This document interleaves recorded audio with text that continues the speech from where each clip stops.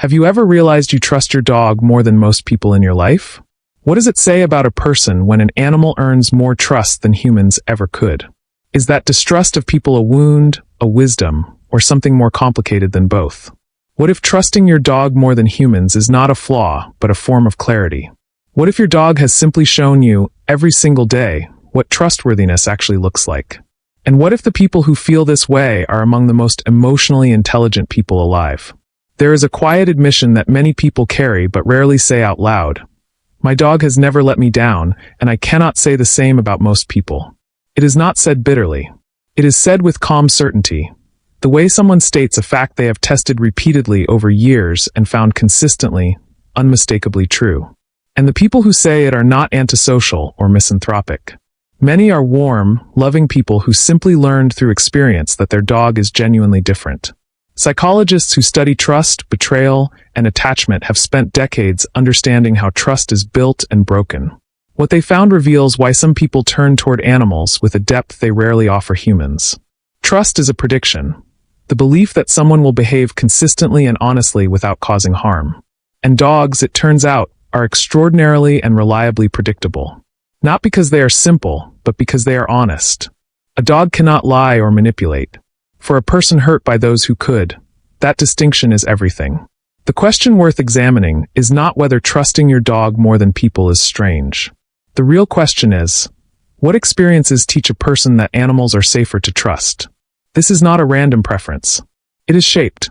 It is the result of something learned, often painfully, about how humans behave when real trust is extended generously toward them. The deeper question is this. Is a person who trusts their dog more than humans protecting themselves from further harm? Or have they simply found something genuinely, reliably trustworthy? What does it mean to trust without contingency? Without the low-level monitoring most of us maintain in human relationships, waiting braced for the moment things shift? For many people, that unconditional trust exists only with their dog. And what that reveals about dogs and human relationships is worth examining honestly. Understanding why a person trusts their dog more than humans is a window into how trust is formed, damaged, and, if we pay attention, slowly restored over time. Because through the lens of psychology, what looks like a limitation turns out to be something else. A lucid, experience-based assessment of what genuine trustworthiness actually requires. Trust develops through consistent, repeated experiences of safety. When someone confirms your predictions about them, reliably, over time, trust deepens and solidifies. When someone violates that prediction, lies, betrays, abandons, trust fractures. That fracture does not heal automatically. It leaves a residue that colors every future relationship. This is called betrayal trauma. It is the lasting psychological impact of being harmed by someone you depended on. It does not require one dramatic betrayal. Slow, repeated disappointments accumulate just as powerfully. Betrayal trauma makes threat detection more sensitive, more reactive, more prone to scanning for signs of danger in new relationships. And this is not irrational. It is adaptive. But it comes at a cost. When the brain is chronically vigilant about human connection, genuine intimacy becomes exhausting. Every new relationship requires enormous energy simply to hold the underlying anxiety at bay. And this is where the dog enters, not as a consolation prize, not as a substitute, but as a profoundly different kind of relationship. One where threat detection finally quiets down. Your dog has no hidden motives. This is neurological and behavioral reality. Dogs lack the cognitive architecture for deception, manipulation, and strategic concealment of intent. When your dog is happy to see you, they are happy to see you. No performance, no strategy, no calculation of gain. What you see is precisely and completely what is real. For someone whose nervous system was shaped by human unpredictability, by people warm one day and cold the next, this consistency is not merely pleasant. It is healing. Attachment theory describes three primary patterns: secure, anxious, and avoidant. These form in childhood and shape every significant relationship that follows, often without the person realizing their influence. Securely attached people learned early that the humans around them were reliable and warm. They grew into adults who trust, connect, and tolerate closeness without persistent fear of being hurt. Anxiously attached people learned that love is unpredictable, sometimes present, sometimes withdrawn, and developed hypervigilance in relationships, always monitoring for signs of impending abandonment or disappointment. Avoidantly attached people learned that needing others leads to disappointment. They developed protective self-reliance, keeping people at arm's length because closeness, in their early experience, reliably preceded pain. People with anxious or avoidant attachment are disproportionately represented here. Not because they are broken, but because their nervous systems learned rational lessons from irrational treatment. A dog meets both anxious and avoidant needs simultaneously. For the anxiously attached, the dog is always there, consistent, never withdrawing. For the avoidant, the dog demands nothing emotionally threatening. The dog does not push for closeness beyond what the person can offer. It simply stays near, loves steadily, and never makes closeness feel like a trap or a test. There is also earned trust versus assumed trust. With most humans, we extend assumed trust at the outset, a social contract we hope will be honored but cannot guarantee. With dogs, trust is earned through thousands of consistent moments. Every morning the same joy. Every evening the same warmth. Every single time, exactly who they have always been. This earned quality makes canine trust feel solid. It is not a leap of faith. It is a conclusion reached through evidence. Years of data confirming this bond is genuinely safe. When trust is present, the prefrontal cortex activates, the region governing rational thinking, emotional regulation, and social connection. When it is absent, something very different happens instead. When trust is absent, the amygdala becomes dominant.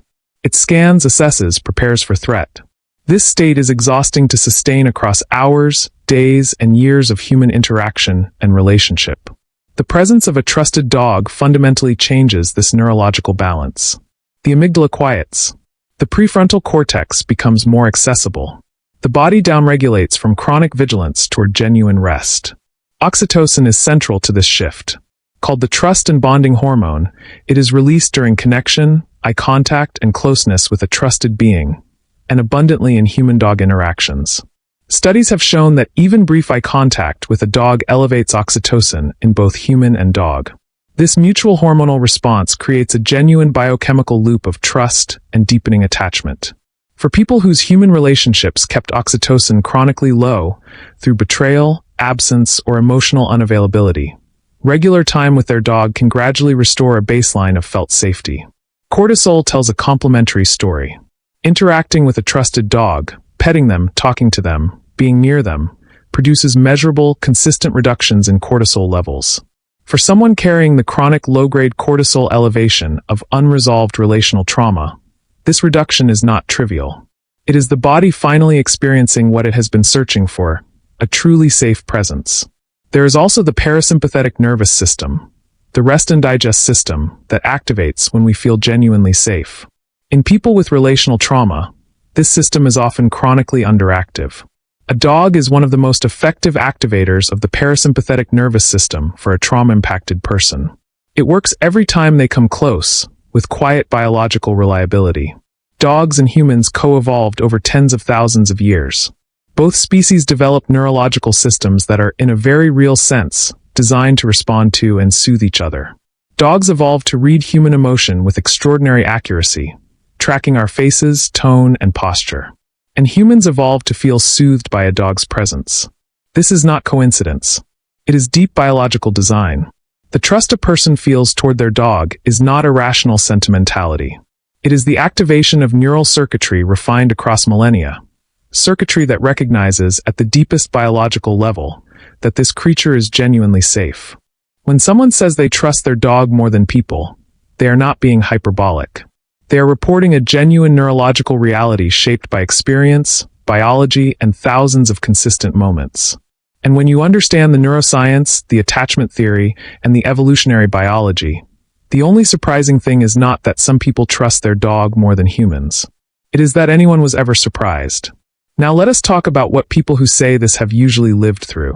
This level of trust in a dog, and this degree of caution around people, is almost always rooted in a specific kind of history. All of this points to one conclusion. Trusting your dog is not a retreat from reality. It is a neurologically accurate reading of where genuine safety in your life actually lives. It is the history of being let down by those supposed to be most trustworthy.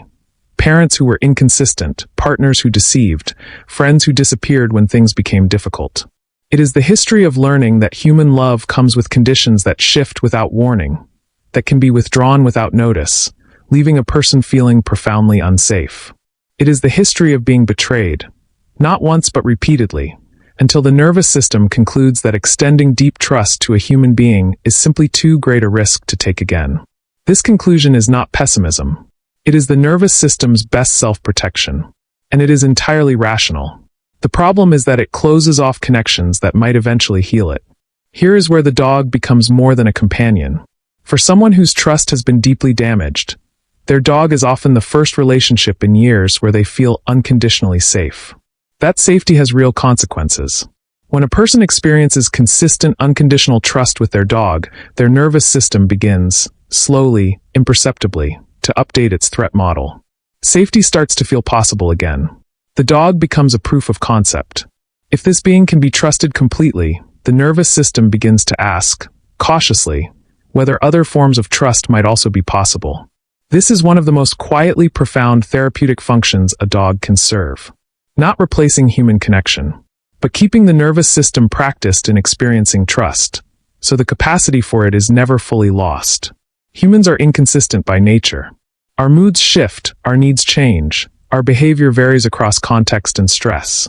This is human and inevitable, but it is what makes trust so precarious. Dogs are not emotionally simple. They have moods and preferences. But they do not bring hidden agendas, unspoken resentments, or shifting loyalties. What they offer is reliably, genuinely the same every time.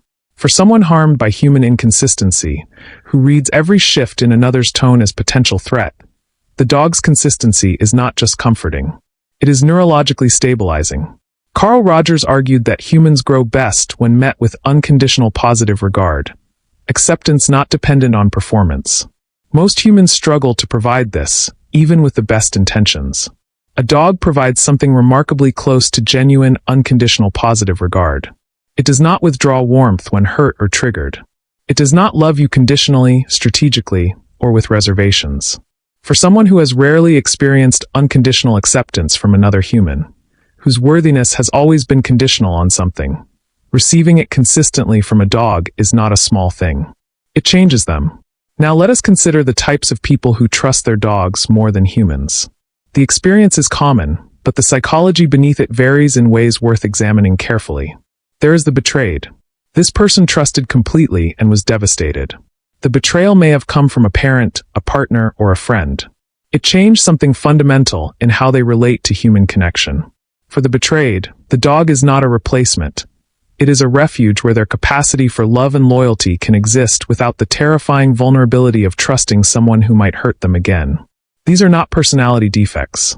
They are configurations of the same underlying truth, that some people have learned, through experience, to be exquisitely careful about where they place their trust. Then there is the quietly wounded, someone not betrayed in one dramatic moment, but worn down slowly. By chronic dismissal, by conditional love, by the accumulated weight of feeling unseen by those who should have known them. The quietly wounded may not even frame it as betrayal. They simply know, in their body, that people cost more than they give back, and that their dog has never made them calculate that equation. There is the hyperempathic. This person feels things so deeply that human relationships become genuinely overwhelming. People are complicated, contradictory, and emotionally costly in ways that drain them completely. Their dog offers something humans rarely can, emotional simplicity alongside emotional depth. The love is uncomplicated. The needs are clear. And the connection, though wordless, is deeply nourishing. There is the self-sufficient, capable, independent, needing little from others. But they love their dog with a completeness that surprises even themselves. The dog reaches something their independence was never designed to protect.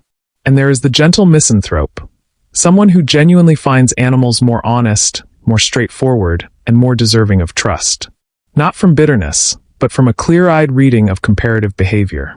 The gentle misanthrope is not angry at humanity. They simply find animals more reliably trustworthy, and they have stopped apologizing for that preference. To them, it is simply what the accumulated evidence supports.